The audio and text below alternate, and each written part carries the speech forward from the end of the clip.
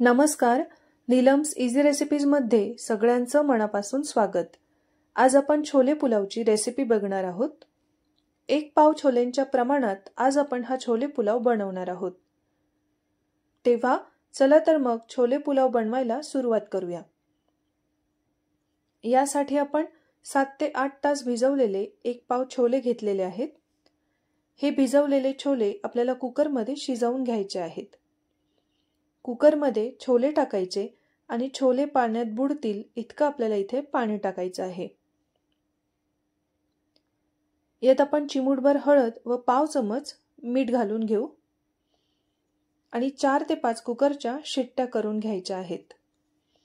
शिट्ट्या होतात तोपर्यंत आपण 2 वाट्या बासमती तांदूळ घ्यायचा आहे आणि हा तांदूळ 4 ते 5 पाण्याने स्वच्छ धुवून घ्यायचा आहे. तांदूळ इथे धुवून झालेला आहे. आता हा तांदूळ आपण बाजूला ठेवून देऊ आणि इथे आपण बघू शकतो की 4 ते 5 शिट्ट्यांमध्ये छोले चांगले शिजलेले आहेत. यातला एक चणा घेऊन या पद्धतीने दाबून बघायचा आणि जर सहज दाबला गेला की समजायचं छोले मऊ शिजलेले आहेत. आता 2 मोठे चमच तेल घ्यायचं आहे. गॅसची आज इथे आपल्याला मंद ठेवायची आहे आणि तेल थोडं गरम झालं की त्यात आपल्याला 1 चमच जिरं घालायचं आहे. जिरं थोडं फुललं की 2 ते 3 तमालपत्र यात टाकायची आहेत आणि आता 2 ते 3 हिरवी वेलची, 2 ते 3 काळी मिरी, 2 ते 3 लवंग, 1 ते 2 मसाला वेलदोडा व दालचिनी असा सगळा खडा मसाला घालायचा आहे. खडे मसाले थोडे परतले गेले की 2 मध्यम आकाराचे कांदे उभे चिरून घ्यायचे व हा कांदा सुद्धा आपल्याला परतून घ्यायचा आहे.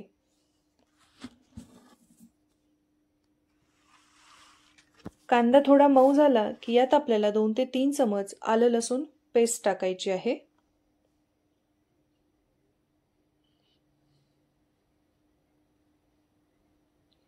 आणि आता आलं लसणाचा कच्चेपणा निघून जाईल इतकं आपल्याला हे परतून घ्यायचं आहे. कांदा आलं लसूण चांगलं परतून झालं की यात आपल्याला अर्धा चमच हळद, अर्धा चमच गरम मसाला, 1 चमच धणे पावडर, 1 चमच लाल मिरची पावडर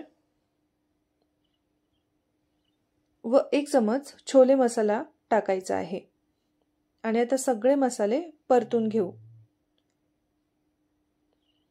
लगेचच यात आपल्याला 1 मोठा टोमॅटो बारीक चिरून घालायचा आहे आणि हा टोमॅटो आपल्याला मसाल्यांसोबत मऊ शिजवून घ्यायचा आहे.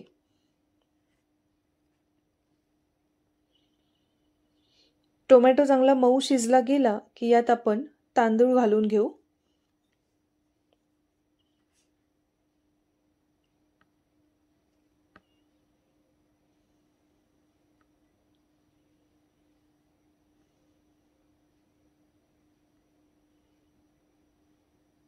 तांदूळ थोडे यात मिक्स करायचे.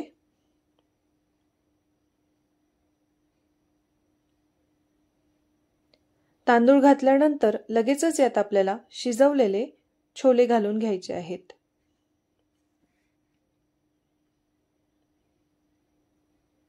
आणि आता तांदळाच्या दुप्पट म्हणजेच 2 वाट्या तांदळांसाठी 4 वाट्या यात आपण पाणी घालून घ्यायचं आहे.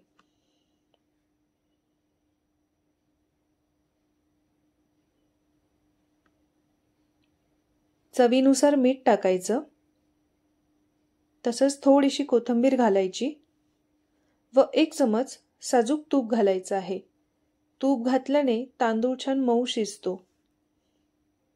आणि आता कुकरचं झाकण लावून 3 शिट्ट्या करून घ्यायच्या.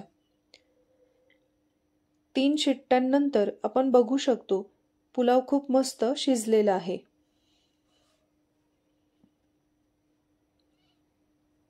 मस्त गरम गरम पुलाव सर्व करायचा. सोबत कांदा आणि रायता घ्यायचा आणि मस्त चमचमीत छोले पुलावचा आस्वाद घ्यायचा. हा 1 पाव छोलेंचा पुलाव 4 ते 5 जणांसाठी पुरतो. रेसिपी नक्की करून बघा आणि कशी झाली ते कमेंटमध्ये शेअर करा. आणि ही रेसिपी आवडली असेल तर प्लीज व्हिडिओला लाईक करा आणि चॅनलला सबस्क्राईब करा. धन्यवाद.